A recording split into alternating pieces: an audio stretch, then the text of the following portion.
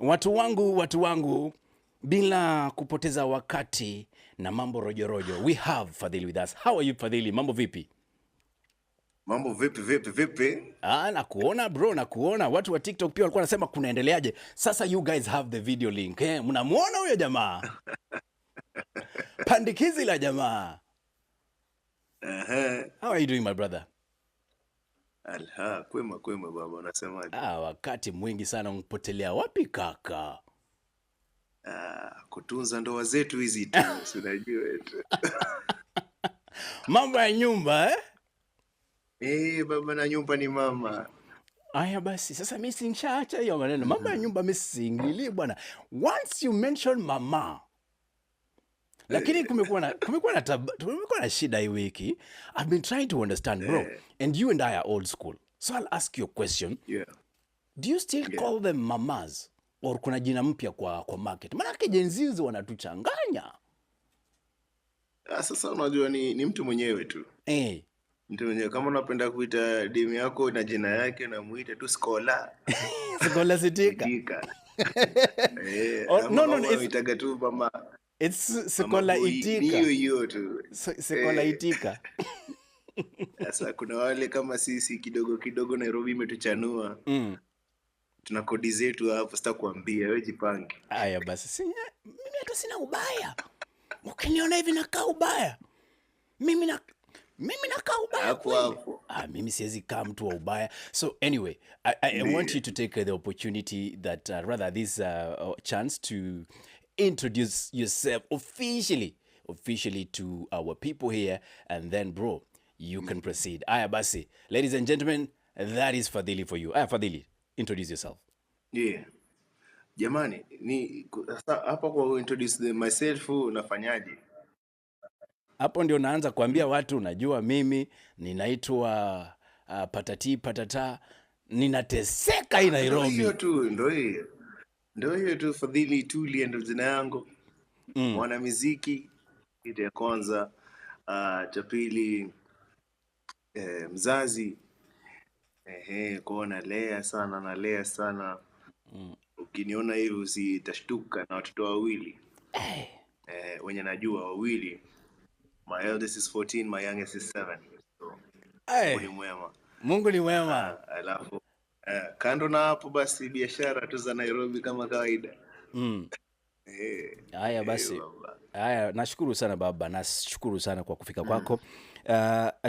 Anko, mimi nachoka kuona giza huko nyuma, kesho rudisha background. Washaanza vita. Unajua kaka, technology has really evolved Sasa shida ni moja bana. Unajua hii mtambo wa TikTok hii inaleta tabu. Ukiweka graphics wanakufungia space. Wanakufungia. Sasa hii kitu unaona hapa, watu wa TikTok wanaona tu giza huko nyuma, lakini watajipanga. Sisi ni Black Americans. Yani tuko skinny inaweza. All right. Okay, enough of the banter. Now, bro, I know time is of constraint, and thank you very much for the honor to come and speak to us. I would love for you to, take us to where it all began. And I know maybe you've overtold nilianza nikafanya, but really for an artist to become one, there's a journey that is involved. And you're not just a creative artist. You are many other things and a lot of hats that you wear. You've just told us you are a father among other stuff that you're doing. I would love for you to take us now back to where it all begins. You realize and you have passion for music. And then, what makes you really become and decide this is the path I want to take? Where did it all begin? It all began in church, really. It began in church, but then I was not a musician. I was basically just I was serving in church. And I think my brothers and all my siblings, we are raised in the church.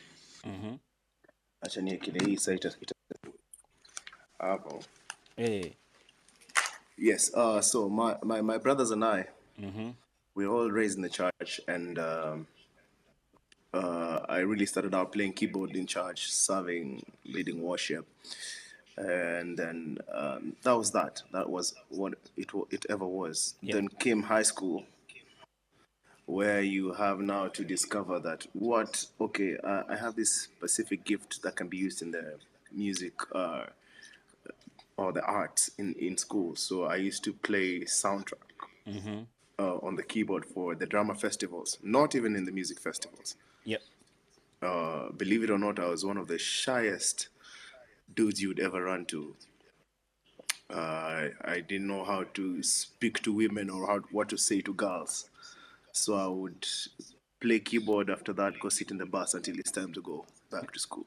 That was me, Yeah. believe it or not. Yeah. So to pinpoint where really the passion really for music pop would be, I would say a lot after high school, because that's when I actually picked up the guitar. It's my mother who taught me the guitar. Oh. So she caught me playing the guitar one time, and my dad had put it aside on the corner. He said, "Don't mess up with that thing because you kids will play with it and cut a wire." So my mom caught me one time playing on that thing, just transferring whatever I can hear from my ear Yeah. from playing keyboard. Just trying to find those same notes on the guitar. And then she's like, "Okay, if you're gonna play it, then learn." So she taught me 3 chords that she knew from college. Yeah. And then I picked up these chords and then transferred the knowledge I had from the keyboard into now creating more songs with this. And I realize now, the more I played the guitar, the more time I spent with it. The more time I spent with it, the better I get at it. The better you get at it, the more now you define your own sound and your own way of playing. Then that was pretty much the beginning of it. Then I started to volunteer at a kids' school in Kayole. It was called KOT Center. So, you know that year gap, or you call it the gap year between your high school and your campus. Campus, yeah. The So transition. that I had 2 years of that because I have 2 siblings behind me who were still going through school, so we could not afford to take me immediately to campus. So for those 2 years, I was mjengo full time. Full time. Niko naamka saa 12 asubuhi nimesimama juu ya nini inaitwangaje beam na mwagilia maji na ngoje squad ya kokoto sisi yao koroga hivyo. So I'll do the early shift 6 a.m. up to 2 p.m. wash off all the cement, take my guitar, run to Kayole. I go teach these kids, and I'll teach 2 p.m. to 5 p.m. I did that for 2 years. Whoa. And then this particular thing was discovered by then I joined Nairobi Gospel Choir. I used to sing tenor in Nairobi Gospel Choir. So the choir leader in that group discovered, hey, this guy also does something with kids the day. Over stories too, because I have another kids club that I run. You should come check. Time to do music at least and get anything off of it in terms of money. Yeah. Because I would teach kids here now in Upper Hill. Not Upper Hill. What's this place called? Many years ago. Bro, hii barabara inaitwangaje hapa nyuma ya State House? Or you have Integrity Center? Integrity Center, that is Nyerere. No, is it the Nyerere one you're talking about? Or no? Valley Road. Valley Road. Okay, awesome. Yeah, yes. Valley Road. So behind Integrity Center, there used to be a very cool cafe there called Lemon and Lime. The owner of Lemon and Lime also owned a production house that ran a kids program called Sunflower Kids Club. And occasionally Sunflower Kids Club will pop on TV. So these kids would meet every Sunday between 8 in the morning, like 1 p.m. Yeah. And I used to teach music in Sunflower Kids Club. So the more you work with kids and the more you teach and the more you give off for yourself, the more you grow. And this is how it all began for me. Then I discovered, I can write songs and teach these kids. I can write songs also for myself. So while I'm doing that now, school had begun. Now I joined campus. I joined Nairobi University to study now diplomacy. Yeah. I was in that faculty for a bit because karibu nikuulize ulikuwa umekosa kazi ya kufanya. So niko nakuja class na guitar. So when I show up for class, guitar lecturer anaangalia tu hivi through her glasses. She says, the musician. And she continues with her class. And it was like that until I dropped out eventually. I just like, this thing is This not is for not me. for me. So I auditioned for something called Spotlight on Kenyan Music. This is in 2008. So this was a compilation album called Spotlight on Kenyan Music, sponsored by the French Cultural Center. So they go to different parts of the country and they find musicians who are doing a sound that is native to where they're from. Yeah. So you contest over a period of a year, and the ones who make it through get into the compilation album. So I was one of the artists who came into the Volume 4 album as a sound of Western Kenya. This is back in 2008. So I made it through the contest and then went into the compilation album, and this was the beginning of my musical career back in 2008. So ever since then, the Lord has been good. Here we are. Here we are. Here we are. And I love the intertwining of your story between church and then there is, offering your talent and your service to young people in Kayole. For those of you who do not know Kayole, it's an informal settlement somewhere in Eastlands. And very interesting places. Sasa we kama unatafuta Kayole, we tafuta tu for travelers. Zile gari za kunguni utafika, all right? Those are the jobs that Fadhilee used to use. And then decides anataka ku-upgrade maisha. Anaenda sasa Valley Road. Where integrity resides. Na kanisa iko tu hapo juu kidogo. And then on top of that, the gentleman now decides he wants to join the international community. Diplomacy. Bro, if you didn't tell me this from you and somebody else told me, Fadhilee did a stint in diplomacy to pursue something in that diplomatic area, I would say. Yeah, you wouldn't believe it. Unatumia nini? Unifadhili moja. Yeah, I sat in a diplomacy class. I had actually 3 majors. I had international security, I had diplomacy, and I had international law. So Now, yeah, let me try and pick something that both of us can chew on. You're talking about, discovering your talents and the singing aspect and the aspect that, bro, I notice your songs are not just inspirational. Your songs call and appease to a spiritual world. Is this an influence of your formative stage in artistry, or this is who you are? Because there's a recent one you did with one of your buddies. It's called Messiah, and I love that track. What are you trying to journey through with this kind of work? oh, this is a beautiful question. So when you look at art, there's a couple of things that you have to really, really respect about any form or any discipline of art. There is the beauty in that you have the gift which you can write music, you can perform music, you can record the music, because all these are very different disciplines. But then we have to really agree on the fact that okay, there's also being good at selling the music. Those are all different disciplines. Yeah. But if you look at a track like Messiah, that has very different elements from all of this, because now this is not falling on inspirational only, it's not only falling on spirituality only, it's falling on all these elements combined. Messiah is a very beautiful song, because if you think of it from a sales perspective, you realize 80%, or how we like to say 80% of Kenya is Christian community. So if you look at this as a market, you have an appeal of 80% of the population who will really Stand vibe by with your market. work. If you look at it in terms of sales, if you look at it in terms of message, you'll have to look at it in terms of relatability. the only reason we have, let's say, religion, is to give us something to hope for, is to give us something to look forward to when we have really, really, really dark times. Messiah is one of those songs. Now, if you look at the selection of the verses, it's all Psalms 23. The Lord is my shepherd, I shall not want, he makes me lie down. So there's something familiar about that line. It is in movies, it's in quotes, it's in jobs, it's inscribed in everything. So it's, whether you are a Christian or not, you've encountered that line. Whether you are Kenyan or not, you've encountered that line. Whether you love the Lord or not, these things really don't matter.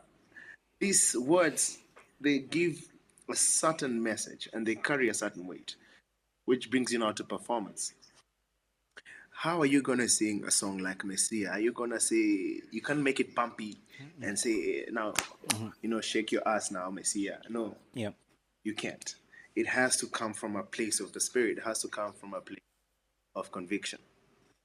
And I have that because I have that background with the church. Yeah. So I know how a song of this nature can carry meaning to me first. So it's easy for me to transfer that as it is on a studio mic. Yeah. And it will do the rest by itself. Yeah. So a song like that, basically, it's just it has so many ways and angles you can look at it. But I would say it's one of those ones when I sat with the McLean, who's the DJ producer for that track. He came with this track, and we recorded it at my house. Yeah. A simple setup like what I have here.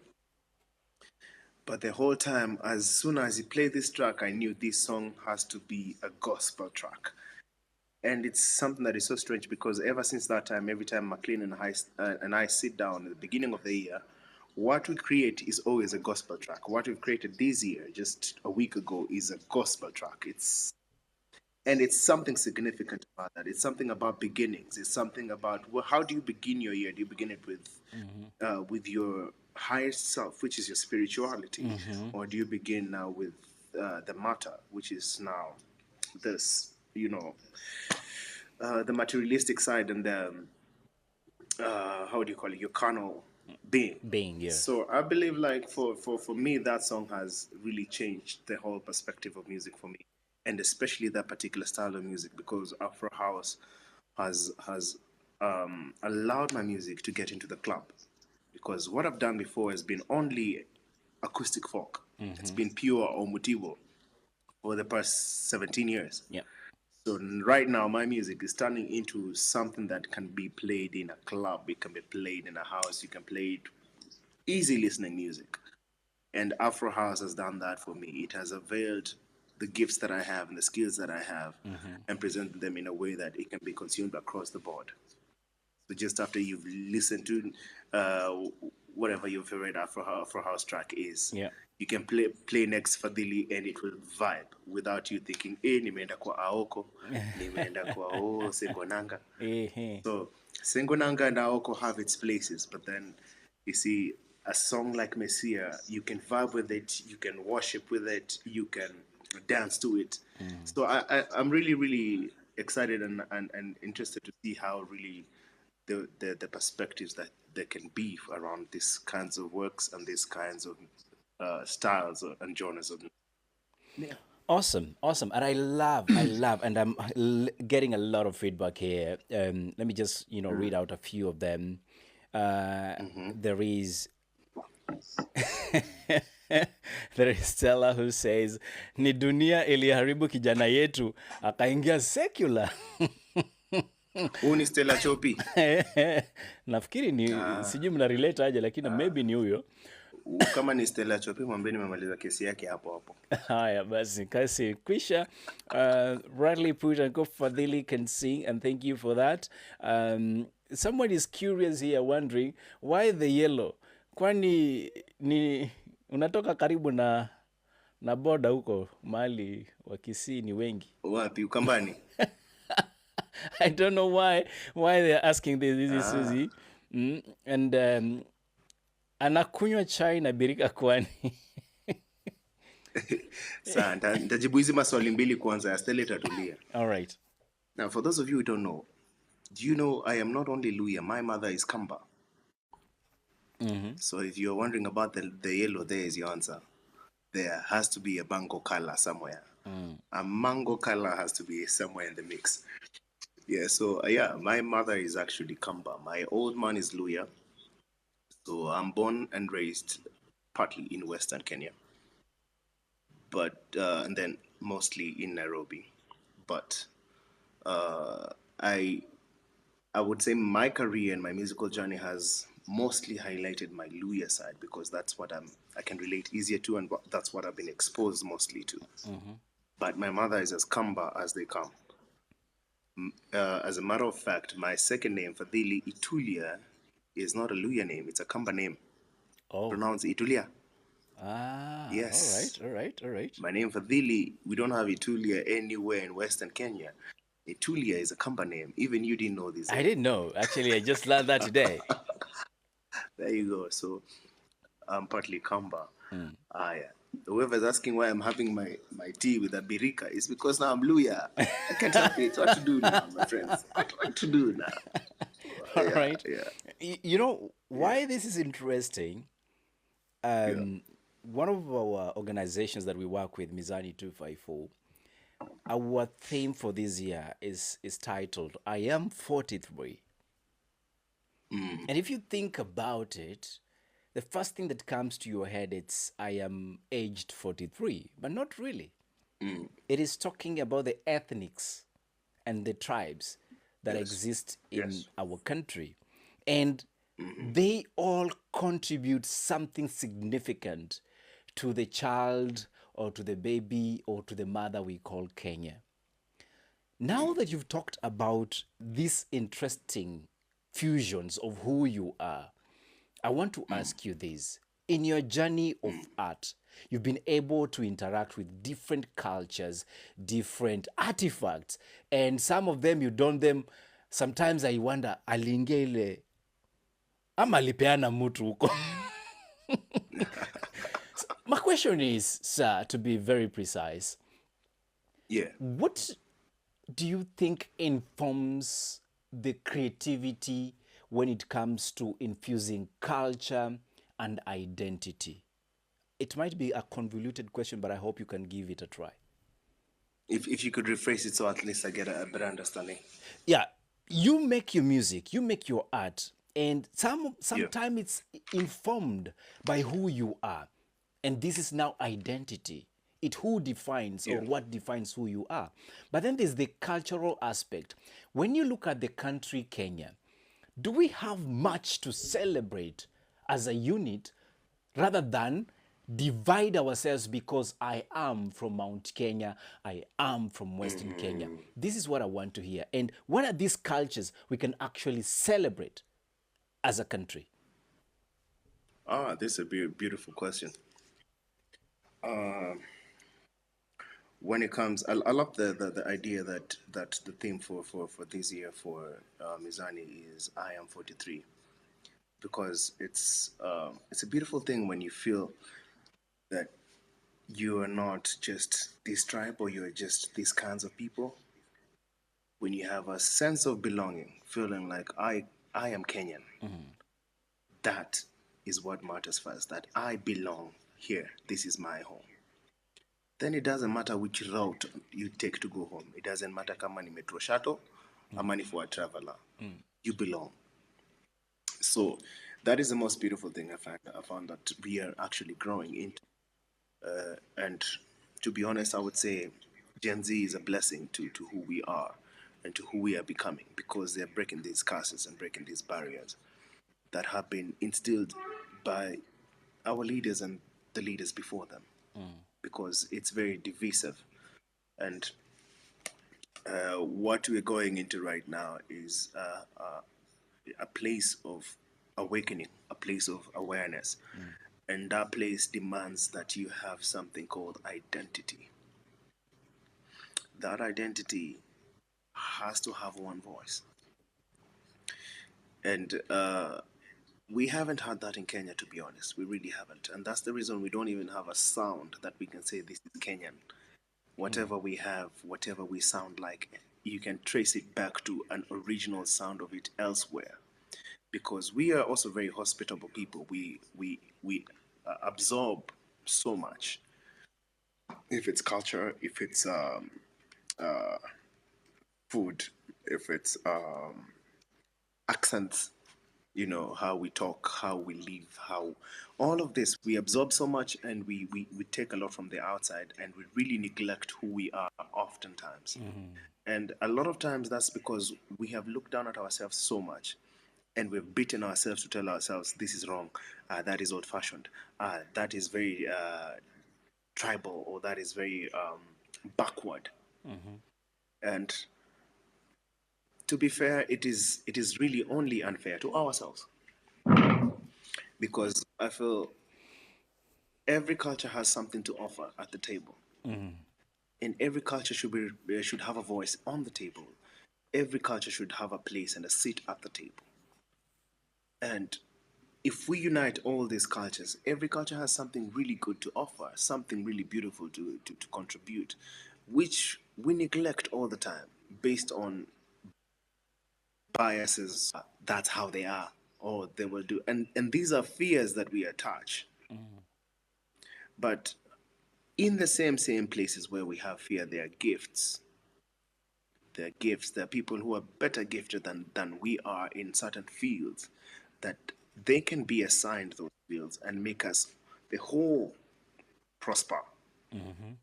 But if we say no, because your kind do this and your kind do that, we all lose at the end of the day. Yeah.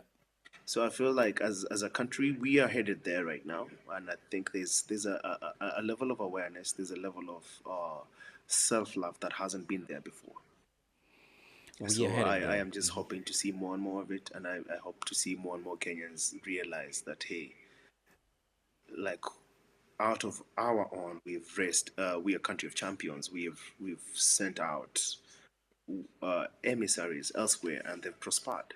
We've had people who've been poached from us, and they prospered. There's people who have moved outside. Our brightest minds, they've been moved to other places in other countries. They've gotten jobs and they've prospered. And that's one of the things whenever I talk to my closest people, I say, whenever they have a difficult time, I tell them, look, bro, whatever it is, if you're Kenyan, you can handle it. And that's the truth. I love that. Whether you like it or not, it's the truth. Whatever comes your way, as if you can look back where you're from, and see how much more you've had to deal with just by being Kenyan. Yeah. It feels like there's nothing else you cannot conquer. It's the truth about any industry, you name it. Look at our artists. Do you know, before you get recognition in Kenya, you almost have to get better recognition elsewhere. You can get better pay outside, yes. Our own president is trying to send all of us outside of this country. Saying, hey, we'll send our youth. No. We can make it here, because he knows it's really tough to make it here. It is really, really tough to make it here, but it's possible. And once you make it here, you have loyalty like you'll never have before. You'll never get that kind of loyalty anywhere else. So I feel like we are people that really, we don't just offer anything to you. You have to work for it. And once you've earned it, it's yours. And it's a very, very thorough spirit and a very thorough attitude towards life. But I think it's what shapes who we are. It's what shapes champions. Is the ability to face difficulty and go through until you're on the other side. Yeah, so that's what I feel about the Kenyan people. That's what I feel about our differences. That's what I feel about our visions and the possibilities that could exist when it comes to this country of ours. Yeah. Wow, that is quite deep in terms of when you listen to what you're talking and discussing in terms of making it. First of all, to be a Kenyan, it's a full-time sport, and I'm telling you, bro. na tuvumilii kuwa Kenya, but well, sometimes inabidi tuvumilie. I would love to release you because you really asked me for half an hour, and I want to apologize to our audience. Most of the time they have a full hour. But as we try to conclude, I'll play the Messiah song just after this. However, I have what we call some quick fire questions. Please I go on. I give you something, you think about it, and you answer. There's no wrong answer. Okay. All right. So there is nimeulizwa hapa drawing, that is kuchora, painting, because they can say all the same too, or simply traveling. Which one would you go for? Then you Drawing, can tell us painting, or why. traveling? Yes. Of course, traveling. All right. All right. You can give Is an there more explainer. questions there? Because what nonsense is this? Drawing, painting, or traveling? Even them, it's traveling. At whose cost? Story for another day. So, At whose cost? I wanted just to answer Susan, and Susan was asking if unaweza mchora. So clearly umeona msanii hata kuchora. Sawa. Lakini mtaenda safari. I can't even draw a cat. Ile ya pencil ya class, siwezi. I can't draw shit. All right, that's good. Second one, your highest moment in your career and the lowest moment during your career. Of course, it's still active. And this question always comes in two pieces. You are allowed to discuss it as a personal experience in terms of private experience or business-wise. The choice is yours. Okay, which one do you want me to start with? Whichever. There's Lowest no or my wrong highest? answer. Yes. Okay, my lowest moment. Let me start with my highest. The highest point in my career, I would say, would have been. Oh goodness. Okay, these are two combined. The first one I would say was 2018 when I launched my first album, Kwetu, because this was after 10 years of being in the music industry with no music out. Wow. So just to come out with a product that sounds that you feel this is a fair definition of where I'm at in life and my sound. So that was the highest point of my career, which combines with the first track in that album called Afirika getting an Afrima nomination, an All Africa Music Awards nomination in Best in African Jazz. So that really meant a lot to me. And that's why I really, every time you see me with this mask when I'm performing, I got that mask in Ghana when I did that album. So it stands for that period of time to remind myself that, look, this thing that you're pursuing means something not just to you, to other people as well. So every time I'm on stage, I always have that mask because it's a reminder to self that this is not just for you. There's people who resonate with this sound, so keep at what you're doing.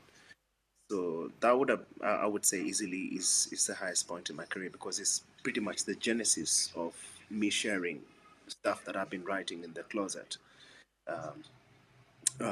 in the shadows, and bringing out to light and sharing that with the world. It's a very vulnerable thing for any creative to do. By the time you're there in the comments saying, "Hey, Mazizi ni gani," that person has been so vulnerable sharing an aspect of themselves with you. So I would say that would have been the height of my career. The lowest point in my career would have been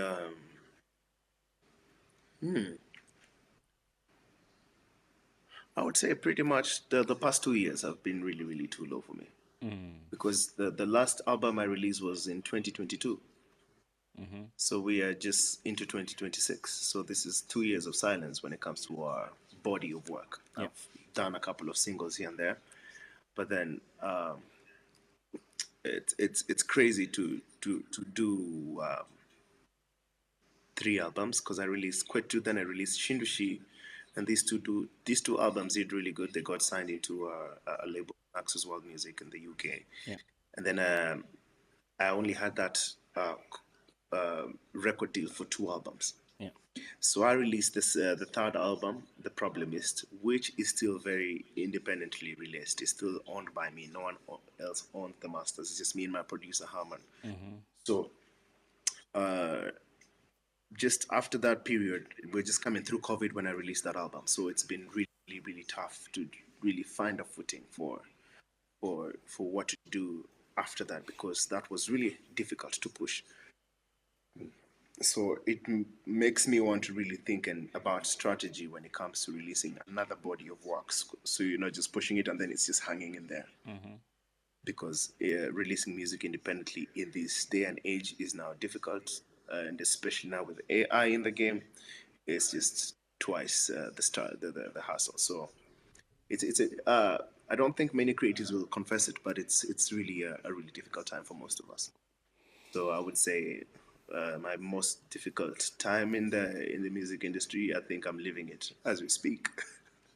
Yeah. Muziki inaanza kukuuliza unafanya nini? I'm Kenyan. Come on, man.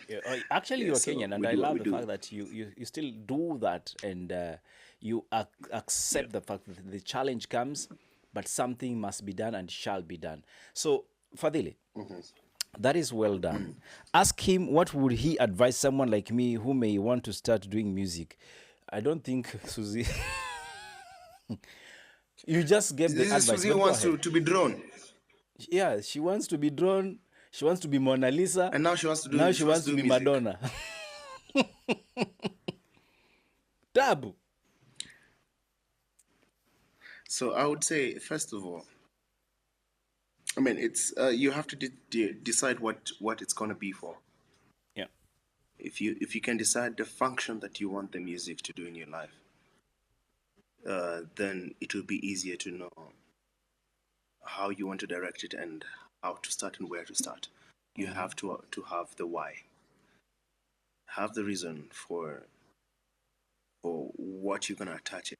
I had a conversation like this just the other day with I can't remember who, but we're talking about something in life they wanted to do, and I said, look, it was a lady I met. She's of age right now, but she told me she really wished she could play the violin, and now she's almost 60.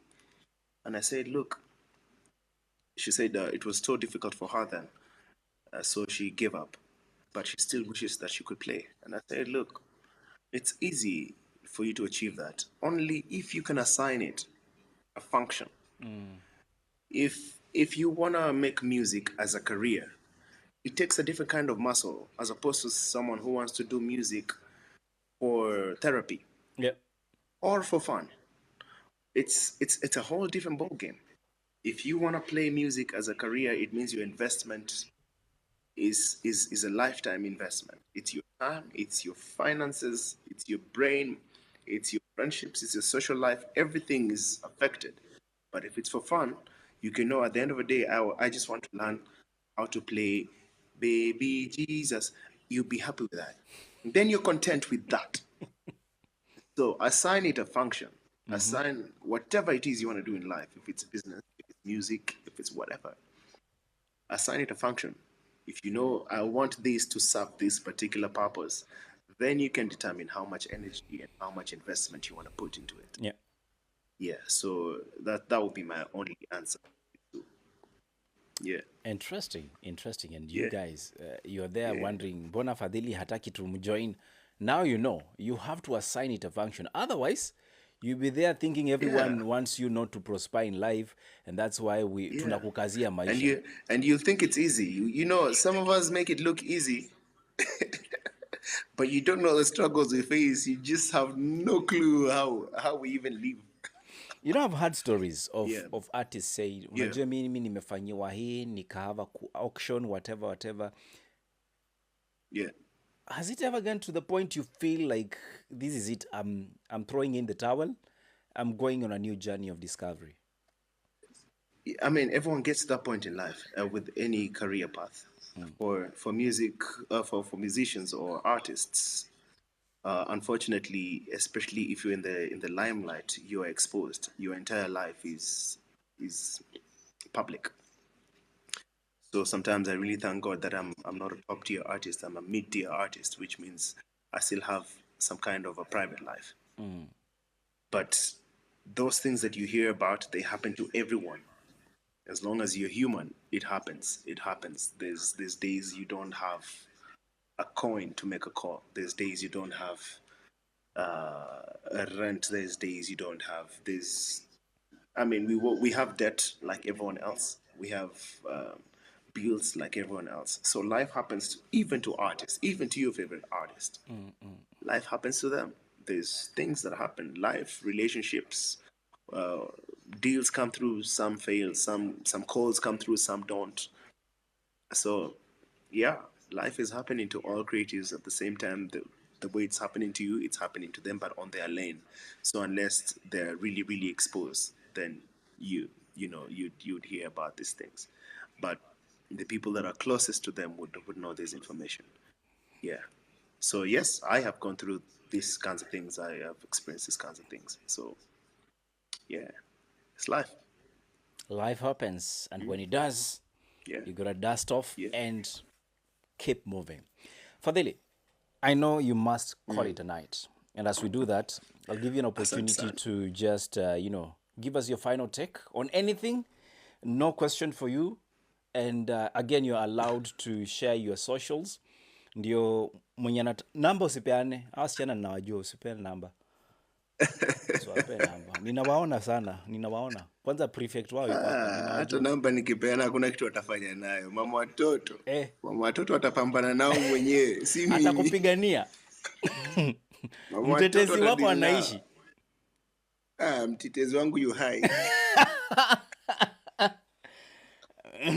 Ni sawa basi, Yeah, but tuambie. yeah, for real, it's been really an honor to be on this show tonight. Thank you for having me, Ellie.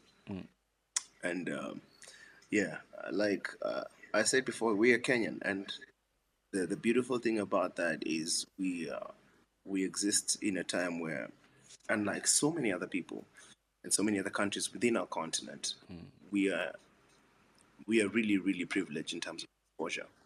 We're really privileged in terms of a certain level of democracy where we can freely talk, freely express ourselves, and a big population or the bigger percentage of the Kenyan people have access to the internet. We have access to a kind of a life at whatever level. So information is within reach. And we have the possibility to become anything we dream of. So whatever it is you want in life, chase after it. Chase after it with your whole heart. I have started my music career.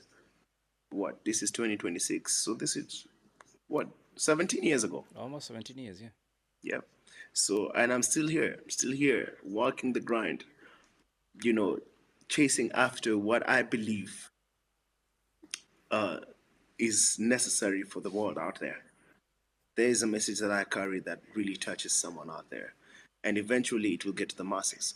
So, whatever it is you are also pursuing, I would advise that you do it with the same mindset. That rewire your mind to think in terms of who does it benefit at the end of the day. Is there someone out there whom it benefits? Is there an agenda that I'm pushing that is necessary? And then, the most important thing of it all would be that is it true? Is it your truth, or are you just performing? So that's it. That's the code that I live by. It's right here. It's my album art, but this is the code I live by. It says, is it true? Is it beneficial? Is it necessary? Period. So that's it. Yeah. Wow. That is Fadhilee Yeah. Itulya and is asking, is it true? Is it necessary? And the third one was, is it beneficial? I believe Is so. it true? Is it beneficial? Is it necessary? Is it true? Is it beneficial? Is it necessary? And why I love those final words you give, it's because a lot of us live in our hallucinations. Unfortunately, not medical, but because we want to create a world that does not exist in utopia. But then again, is it true to you? Ladies and gentlemen, that was Fadhilee Itulya. And Fadhilee, thank you very much, sir, for coming and the honors to actually accepting to come to the show. I Asante sana. appreciate you for being a gentleman and coming on board on time and without questions. As always, we'll be looking forward to future engagements. And thank you once again for coming to this social, not really the Shukran. social Asante room. sana. This is the TBT throwback session. Asante, and have a good one. We want to leave them with, hebu nipe tu mstari hapo kidogo, ndio wajue ni wewe ulimba hiyo Mesia. Kidogo tu hapo. Yeah, a line from that song. Just the way Mesia, Mungu wangu, there's something you say in that. Yeah. Inasema Mesia, Mesia unami. Hunilaza penye majani mabichi. Kazi kwako. Aya basi, that is of course Fadhilee. And coming up next is Messiah McLean DJ featuring Fadhilee Itulya. Let's get it rolling right here on KOT FM, where we let nothing but the music play. KOT FM. Let the music play. Throwback Thursday with Likuyani Eli.